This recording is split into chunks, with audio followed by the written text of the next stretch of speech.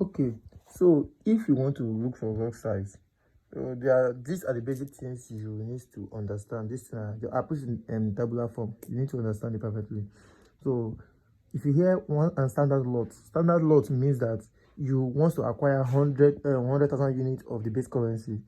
So 100,000 units of the base currency. If you want to know why they call it one standard lot, it means that you have to divide 100,000 by 100,000.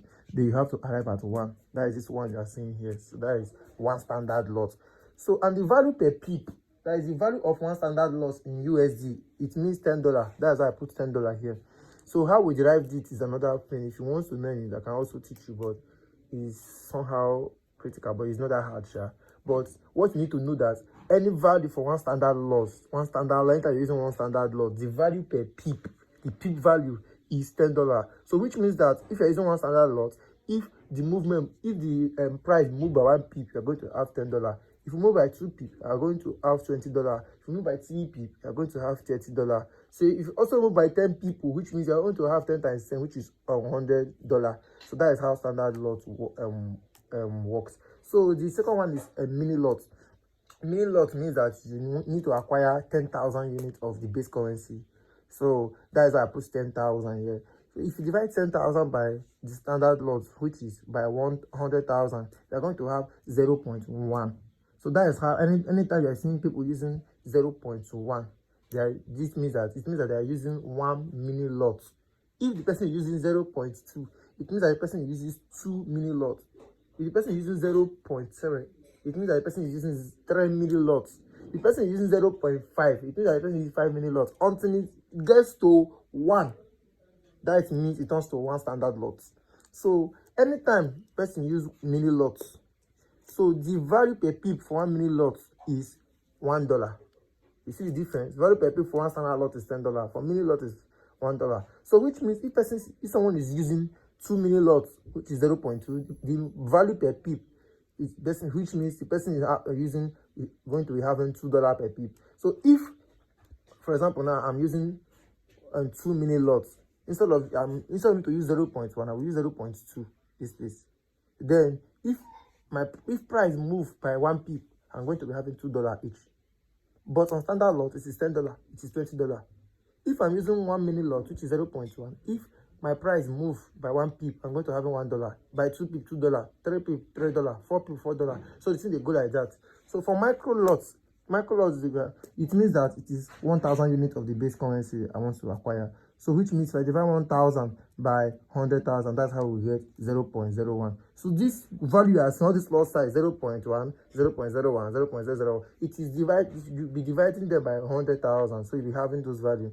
So the value per pip, that is dollar value for micro lot. One micro lot is 0.1. So which means if I'm using the micro lot, anytime one value price move by 1 pip, I will have $0.1. Move by 2 pip, I have $0.2. 3 pip, $0.3. If I'm using 5 micro lots, which is 0.05, that is 5 micro lots, which means if price move by 1 lot, I'm having $0.5. So this one is nano lot. Nano lot means I want to acquire 100 units of the base currency, which is, if you divide it 100 by 100,000, you're going to have 0.001. And most brokers don't use this because it is too small. I said they're using that kind of small, like $20, $50 account, but they don't use it. Most brokers don't support it. So, but they just have to put it because it's part of them. The value per pip is 0.01. If you're having 2 macro lots, 0.02, that is the value per pip. So now, here is where the problem comes. For example, now, here is how you can know the amount you're going to use to enter a trade. If I write something here as an example, in a $100 account, using 1:100 leverage and stop loss of 20 pip, how much is my position size if I use 2% of my account size? For example, someone give you, say, use 3%, don't give you signal, use 3% of your account size, or use 30% of your account size, use 3% or use 2% of your account size. If my account size is $100, account size is $100, and you say I should use 2%. 2% means 2% of $100 means 2 over 100. That's the 2% times $100. So which means that 100 can cancel 100. Then it remains $2. So 2% of 100. 2% of $100 account is $2. 3% of $100 account is $3. 5% of $100 account is $5. So that is how you do it. So which means I want to use $2 now to enter a trade. Anytime I lose money, I'm going to lose $2. So how will I know the position size I'm going to use now so that I will not lose more than $2? So what you need to do is this. You have to know the number of pip of your stop loss. Since you can use any number of pip, it's the same calculation, it works perfectly. Since it's $2, you now say $2 now divided by the number of pip. For this example, I use 20 pip for your stop loss.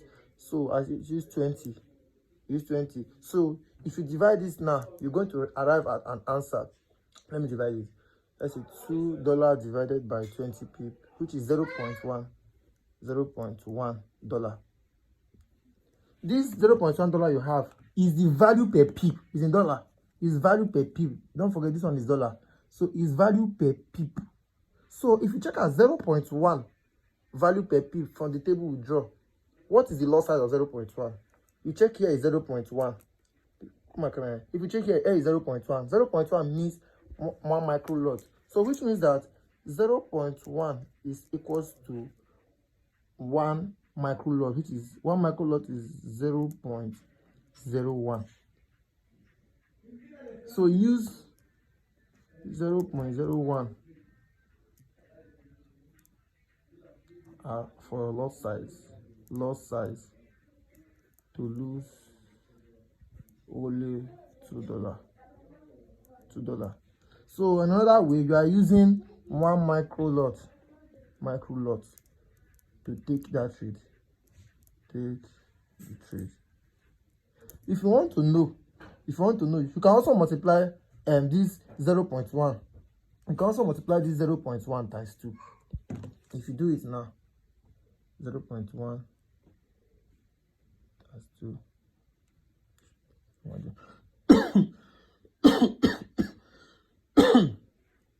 So since you have 0.01, so you know the lot size. Even if you have 20 pip 50 pip as your stop loss, what you need to just do is divide the money you want to use to enter the trade. If you want to use $3, divide the $3 by the number of pip. The answer you're going to have is value per pip. So trace it back to your lot size.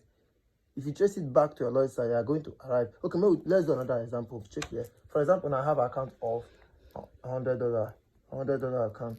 I want to use 5%.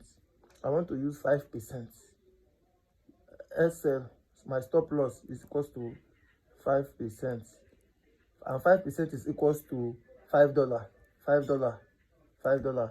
Then, sorry, my account I want to use is 5% of my account. Then my stop loss should be, let's say, for example, let's use stop loss of 30 pip. So to know the amount I want to use, to know the lot size I will use, I will just say $5 divided by 30 pip. So this is equals to 5 divided by 30. 5 divided by 30, which is 0.116. This one is in dollar. It means value per pip. So if you go here now, if you go to here 0.1, this one is not up to 0.2 now, 0.16. So you are still going to use 1 micro lot because it is not up to 0.2. Assuming it is up to 0, you cannot approximate. Do not approximate anything. Assuming here is 0.2, is up to 0.2, then you can use 2 micro lot. Since it's under 0.1, you should not approximate anything. It is under 1 micro lot, you use 1 micro lot. So which means even if you are using 3% of your account of $100, you are still going to use 1 micro lot to enter that trade. So depending on how you set it. So that is how you should calculate your lot size.